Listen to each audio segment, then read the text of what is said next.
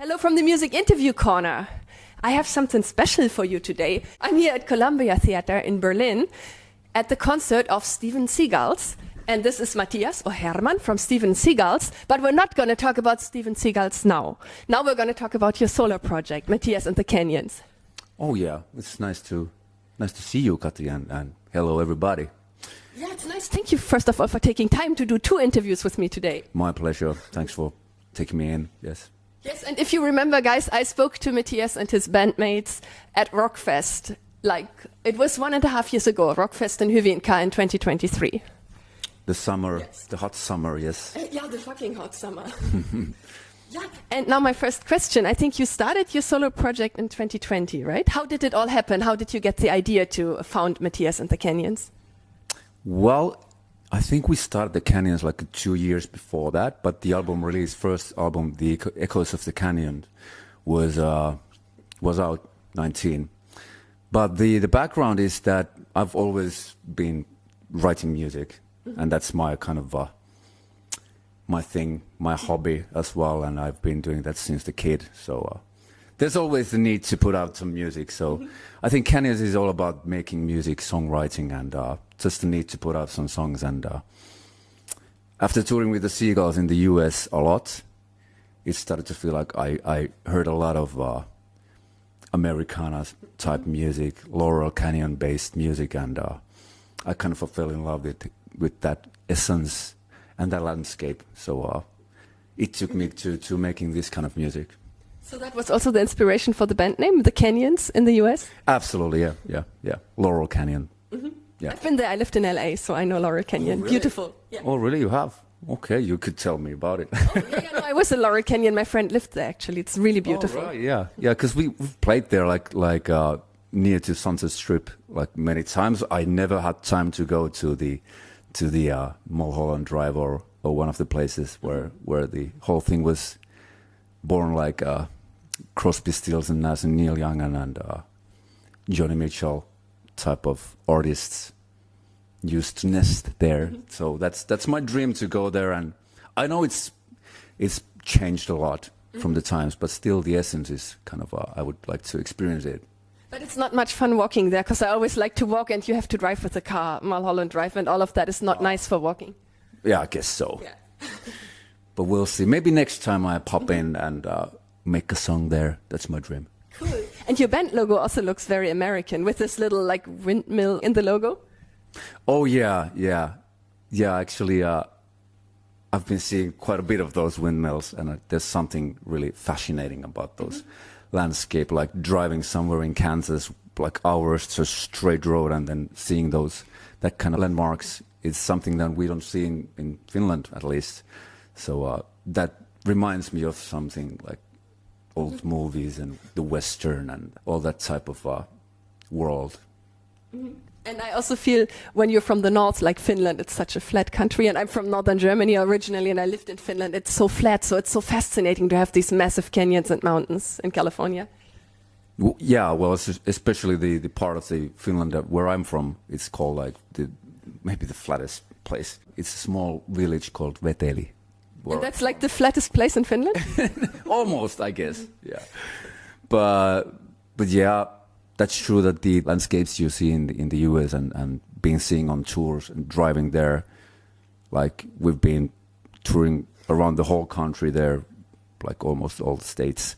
So it's been really fascinating to see, and that's kind of the base for my songwriting for Canyons, to kind of imagine the musical landscapes. I use that a lot. Beautiful, and I feel it has this beautiful, positive, sunny country vibe. Or how would you describe your music that you make with the Canyons? Yeah, I'm glad that if you find it like the positive, yeah. I always want to include some hope in the songs, even though they could be a little bit hurtful, going from the dark to the light and back. But yeah, I like the joyful and peaceful. That comes naturally for me with the Canyons. Yeah, Lion Mother made me a little bit sad, like in a beautiful way. Oh, okay, yeah. It's kind of a memory from the childhood. My grandmother she's just a lovely person and always been, and kind of a protective I think everybody needs a protective person in their lives.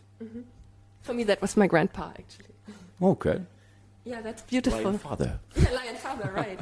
And your latest single that you just released, was it in August, I think, this summer? It's called Ancient Times?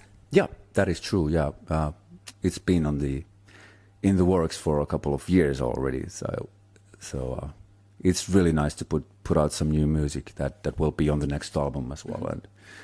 And this time I was happy to have my sister singing there as well with the backing vocals and kind of a special thing. As the song is it's about the house that we grew up actually, and we sold the house like a couple of years ago, and there was a type of loneliness in the house that you could sense when you went there alone and listening to the sound of the house, kind of. So that made me just write that song. Yeah. Cool, so that's the backstory. Cool. Yeah. And how did it happen that your sister got involved?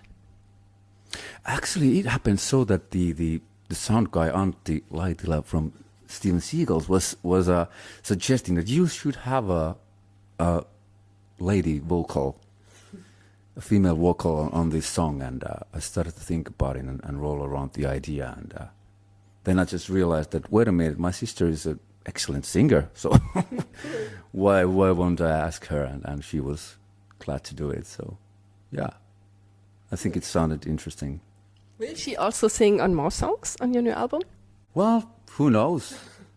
Who knows? There's a couple of songs I need to bring forward and make like a complete song. So who knows? Yeah. Why not? Cool. And when will your new album come out? Is there something you can already tell me, or is it still like secret or not clear yet? It's a bit of a mystery for myself too, but I'm really looking forward to next year because it's almost complete.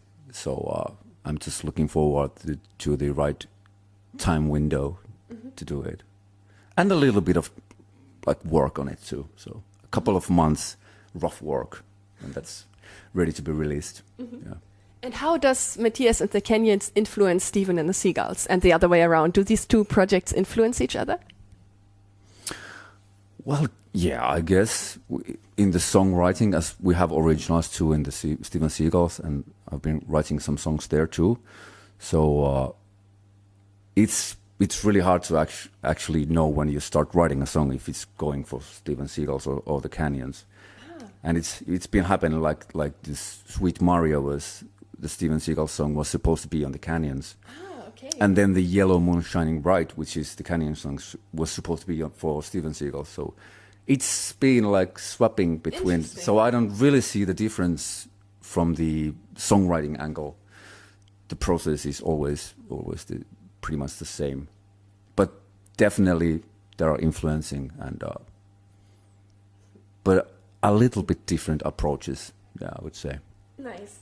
And could you imagine to go on tour with Steven and Seagulls and you're the support band? Matias and the Canyons are the support band, and then you play in both bands, in the support band and the main act? Well, people have been asking that, yeah. It's an interesting idea, I always say. I don't know how it works. Maybe. We'll see. I think it can work. I just interviewed the Gems, really great Swedish rock band, and their tour bass player was the warm-up act also and played her own songs, and then she performed with them, and that worked really well. But she played only like 4 or 5 songs, like a short set. But it was really great to hear her in both projects. Why not? It sounds cool, yeah. Sure. And which musicians and artists inspired you most when you decided to become a musician yourself? Like, what was the first band you listened to? Oh, wow. If you remember. Yeah, I do remember. There was like Fleetwood Mac and Levi and the Leavings, Finnish bands. Juise, a Finnish artist. A lot of stuff that I was just exposed to, like I heard around some friends playing the music or kind of that kind of a thing. Before I found the Nirvana and Metallica and Megadeth and all those bands. But yeah, the first music I just heard was maybe kind of a vintage. Nice. Yeah. And what is your biggest dream for the future?